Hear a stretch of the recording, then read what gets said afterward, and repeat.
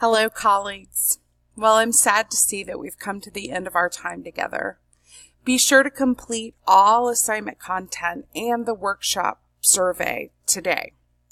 I've really enjoyed sharing the week with you while we've explored engagement and interaction strategies to use in online classes. In today's learning institutions, educators are held responsible for student learning. To ensure maximized student engagement and learning, educators must develop a set of skills to reach all students. Engagement and interaction skills are vitally important to educational process.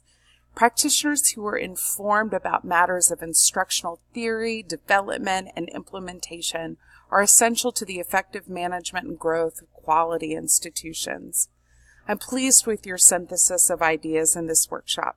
Thank you for sharing, reflecting, and creating to ensure that you can present students with multifaceted engagement opportunities.